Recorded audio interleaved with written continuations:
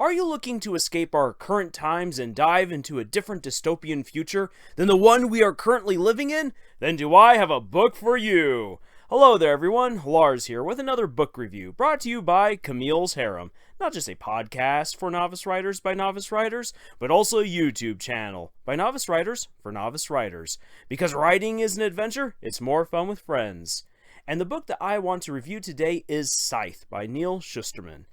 This book is fantastic. Shusterman's take on a world without death is oddly frightening. He explores the human condition where the motivator of a limited time is no longer around. The apathy that grips the people within the book is so well communicated. The settings are familiar yet alien because of how humanity has progressed beyond mortality. But even in a world where death has been conquered, people still need to die. That is what the Scythes are there for. Scythes are people who have been chosen to kill others in the populace, and yeah, it's a gleaning, hence the Scythe. Whoever they kill stays dead permanently. The Scythes keep themselves apart from the rest of society, and people do everything they can to steer clear of these reapers. Because the fear of death is, strangely enough, still prevalent in a world where it no longer exists. It's not a motivator until the Scythes show up.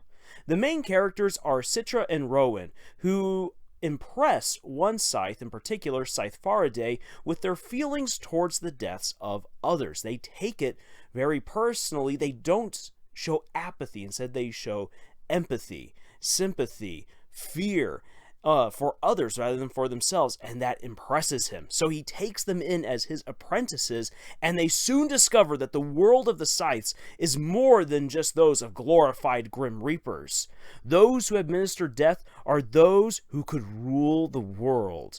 And soon Citra and Rowan are put into a collision course with a grisly destiny. One of them will have to kill the other in order to ascend to Scythedom. This young adult fantasy book is really well written. I cannot stress that enough.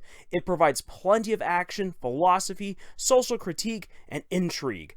A great addition to the story, in my opinion, are the journal entries of the Scythes, where we are given glimpses into their personal views on death and their work.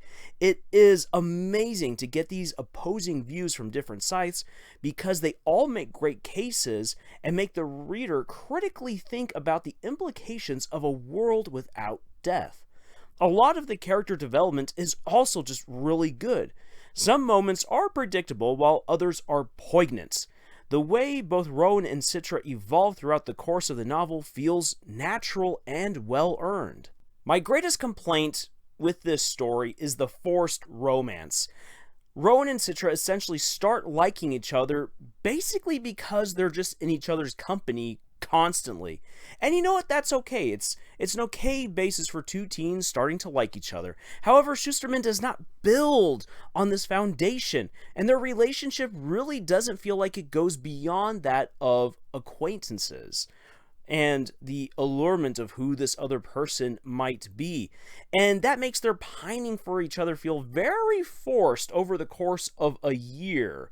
And the moments that they share together just feel shoehorned.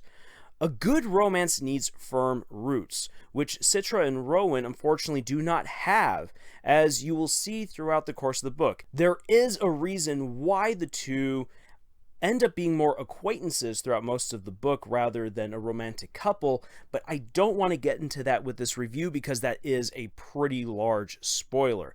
And you'll probably agree with me that once you read that part of the story, that it's very hard to justify a romantic connection between the two. So that's something that just felt very forced, and it did not have the weight that I would have wanted it to have by the end of the book. However, Scythe is the first book in a trilogy, so there is still plenty of room for growth and improvement on this particular end of Shusterman's storytelling. But if you are willing to put up with the cheesy YA romance, this book is just awesome. It's a really great read. I highly recommend it, especially if you are looking for an eerie thriller that will make you think and want to just keep turning to the next page. So, in conclusion, Scythe gets 2 thumbs way up from me, and I look forward to continuing the rest of the series. As for writing advice that I would glean from this book, not in the sense that I'm going to kill anyone from this book, but that I am taking away from it, one thing that I really learned from this book is that it pays off to follow through with the social questions you pose within your stories. Not every book is meant to make us think critically about society or deep philosophical matters or something that's super personal. A lot of stories are there to entertain and just tell something amazing. But if you are trying to explore a great what if, then you need to follow through.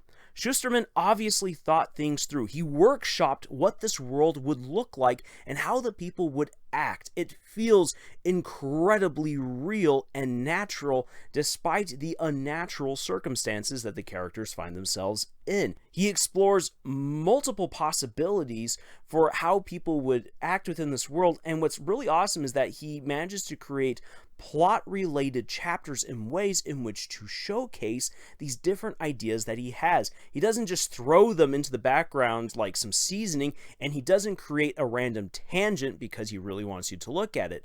He's blended it in very well. It's not wise to pose a question and just let it hang.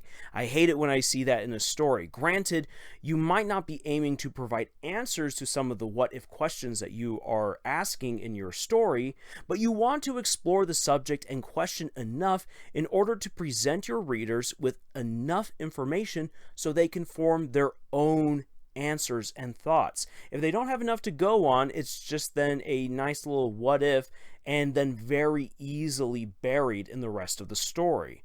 So you want to make sure that you provide enough information so that way you can grip your readers and make them think about these things even late into the nights. So I hope you give Scythe a chance because it's a great story. It's one that I learned from as well and how I could better my own writing. And yeah, go check it out. Once again, go check it out. And if you are looking for more writing advice, please go check out our podcast, Camille's Harem, found on Podbean, iTunes, and Google Play. We have writing exercises over at our Pinterest page, and we have discussions over at our subreddits. We hope to see you there, and until the next video, y'all, tschüss.